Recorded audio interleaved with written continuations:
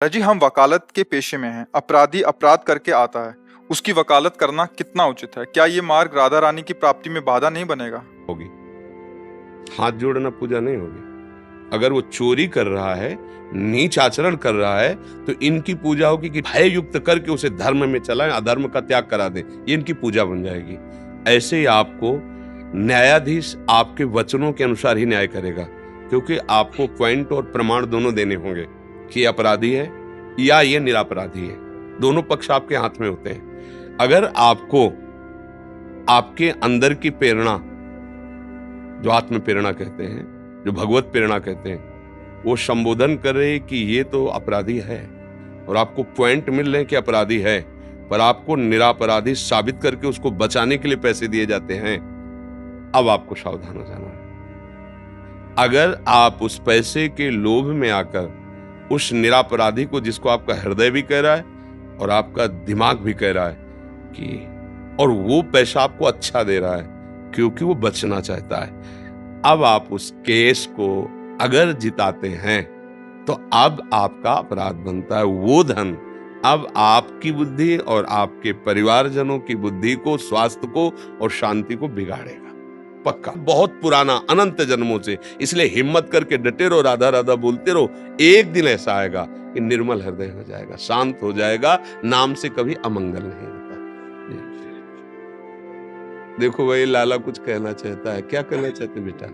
आपने जैसे बोला कि जब कोई पैसा देता है तो नहीं करना चाहिए, जैसे कि वो ब्लैकमेल भी करता है कि आपको मार देंगे, तो फिर क्या करना चाहिए? भगवान उसके रक्षक होते हैं बच्चा, भगवान उसकी रक्षा करते हैं। हम आपके इस प्रश्न का बहुत आदर करते हैं और भगवान की बड़ी कृपा है कि आपने बड़ी सूक्ष्मता से बात पकड़ी।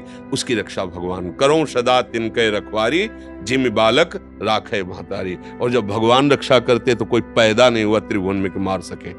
पक्की बात समझ लेना, त्रिभुवन में कोई पैदा नहीं हुआ। हम कई बार वो घटना सुनाते हैं। हमारे एक मित्र महात्मा थे जो मौन रहते थे और गंगा की परिक्रमा करते थे। तो शाम का समय था, वो गंगा जी के किनारे भ्रमण और मौन रहते थे। अब गंगा किनारे जो महात्मा भ्रमण करते, बड़ा ही अकिंचन स्वरूप होता है, और उधर कुछ विधर्मी, अन्य धर्मावलंबी वो बैठे हुए थे। तो उन्होंने देखा कि बाबा जी जा रहा है, हिंदू धर्मावलंबी। बोले, तो संत बहुत सीधे सरल होते, वो नजदीक पहुंच गए। तो 5, 6, 8 ऐसे सब नौजवान थे। तो देखा कि शाम होने जाए, बोले से मारा जाए। तो उन महात्मा ने, हमसे बात करते थे, तो उनका हमारे मन में आया कि आज हमारा अंतिम समय भगवान ने निश्चय कर दिया है। आंख मूंदा और बस नाम जप करने लगे कि अब ये लोग मारेंगे। अब संध्या का समय है, गंगा किनारा है, तो मौज ली जाए, इसको मारा जाए। अब गाली देना और ऐसा। बोले हमने आंख मूंदी, बस निश्चय किया अब हमारा अंतिम समय। उनमें से एक बोला, मार के दिखाओ तुम। देखो देखो वो मालिक बैठा है, उसने कहा मार के दिखाओ तुम। इसने क्या अपराध किया भाई? क्या बोला है इसने? तुम ऐसे कैसे मार दोगे? बोले तुम्हारे रिश्तेदार लगता है। आपस में थप्पड़ चलने लगे, महात्मा निकल गए।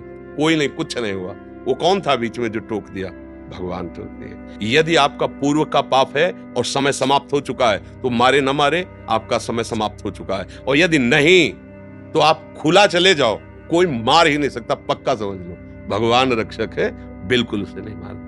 भगवान रक्षक है, भगवान रक्षा करते हैं। तो कैसे कैसे तुम्हें बताए, जीवन में हमने खुद देखे हैं कैसे कैसे भगवान रक्षा करते हैं। ऐसे कि केवल भगवान ही रक्षा कर सकते थे, केवल भगवान ही बचा सकते थे। तो दृश्य देखे हमने। भगवान बहुत कृपाल है। इसलिए पहला माला इसको पहनाओ, क्योंकि तुम इतनी एकाग्रता से सुनते रहो। ऐसा पॉइंट निकाला जो ये भी नहीं निकाल पाए। हमें इस बात का सुख है कि आप सब नवीन अवस्था के और सत शास्त्रों की सम्मति से चलना चाहते हैं। ये हमारे ऊपर आप कृपा कर रहे हैं। ये मतलब जैसे ना, बेटा दूध पी ले तो माँ दुलार करती कि तूने हम पे कृपा की, तूने दूध पी लिया, ला अब तू स्वस्थ रहेगा, अच्छा रहेगा। ऐसे ही हमारा हृदय प्रसन्न हो जाता है। दर्शन मात्र ही हमारे लिए सब कुछ है। आपके दर्शन हो गए, हमारे भाग्य को और कुछ नहीं चाहिए महाराज।